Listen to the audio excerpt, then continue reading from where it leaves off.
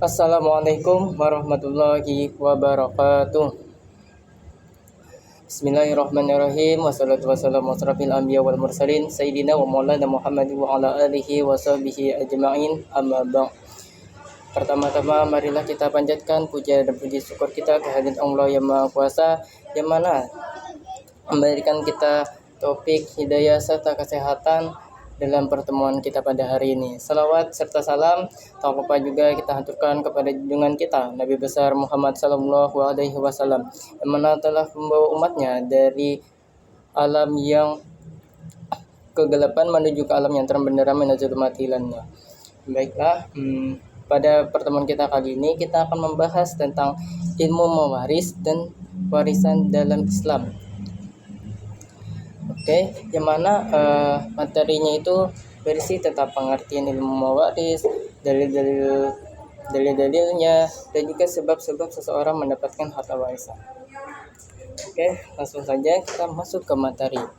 Yang pertama, apa itu ilmu mewaris? Nah, jadi ilmu mewaris itu adalah ilmu tentang cara bagi-bagi harta orang yang sudah meninggal dunia, yang dimana tujuannya biar adil, tidak ribut soal warisan, dan hak masing-masing keluarga tetap terjaga.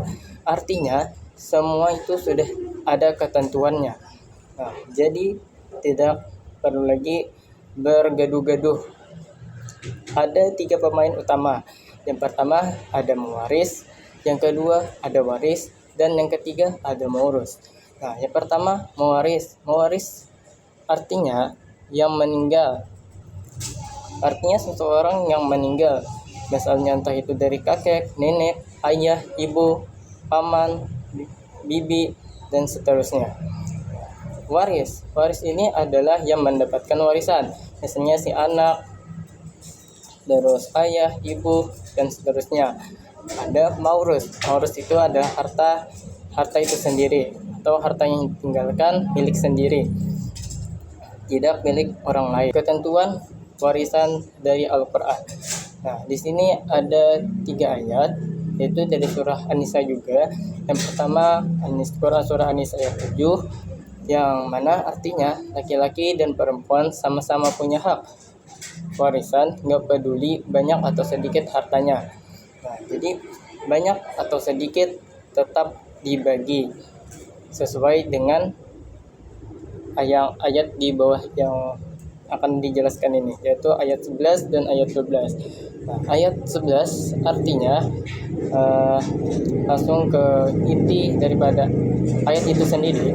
Anak laki-laki dapat 2 bagian dan anak perempuan dapat 1 bagian.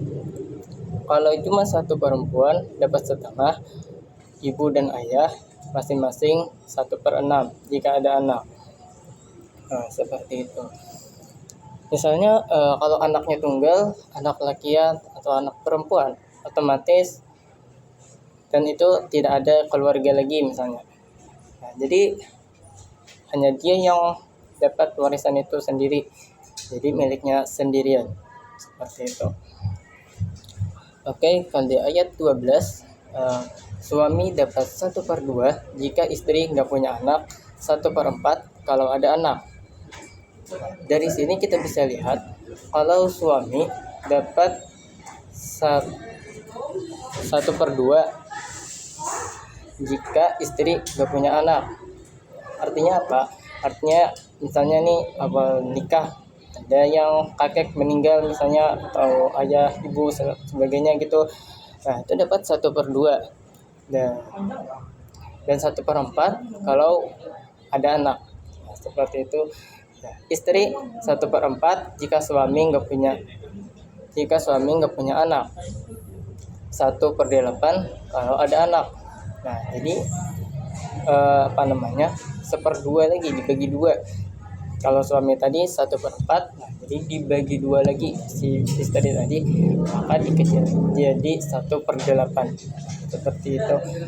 Saudara seibu ini adalah bibi, 1/6, itu pun kalau sendiri. 1/3 kalau lebih dari 1. Oke, lanjut. Tujuan belajar warisan biar ngerti tanggung jawab soal pembagian harta. Yang Kedua, supaya bisa mengatasi masalah warisan yang sering ribet di masyarakat. Yang ketiga, melindungi harta mayit dari hak yang tidak seharusnya. Jadi misalnya seseorang dari misalnya kakek meninggal dunia dapat warisan, lalu dia berniat untuk memanfaatkan hartanya tersebut untuk kemaksiatan misalnya. Jadi lebih baiknya tidak dibagikan ke sana. Oke, seperti itu. Lanjut, sebab-sebab seseorang mendapatkan warisan. Yang pertama, sebab nasab. Misalnya seseorang anak akan memperoleh harta warisan dari bapaknya dan sebaliknya, atau seseorang akan memperoleh harta warisan dari saudaranya dan lain-lain. B. Sebab pernikahan yang sah, yaitu berkumpulnya suami istri yang sah. Artinya dalam pernikahan yang sah secara agama dan juga dari segi pemerintah, seperti itu. Sebab wala atau sebab jalan memerdekakan budak. Seseorang yang memerdekakan hamba sahaya berhak mendapatkan warisan dari hamba sahaya tersebut kalau dia meninggal dunia, seperti itu. Dan sekarang tidak ada lagi perbudakan, jadi tidak terpakai lagi yang C ini. Yang D, sebab kesamaan agama. Baiklah, kesimpulan materi kita pada hari ini. Yang pertama, ilmu mewaris ngajarin cara adil bagi harta kalau ada yang meninggal. Yang kedua, Islam udah ngatur jelas siapa aja yang dapat dan berapa jumlahnya. Yang ketiga, ada 4 alasan orang bisa dapat warisan. Yang pertama karena nasab, yang kedua karena nikah, yang ketiga karena wala, dan yang keempat karena seagama. Semua itu biar nggak ada ribut-ribut di keluarga soal harta. Jadi yang kesimpulan terakhir, ngerti ilmu waris itu bukan cuma penting, tapi juga bentuk taat sama aturan Allah Subhanahu wa Ta'ala. Ya, mungkin sampai di sini dulu materi kita pada hari ini. Semoga bermanfaat bagi diri saya pribadi maupun bagi penonton sekalian. Dan saya akhiri. Assalamualaikum warahmatullahi wabarakatuh.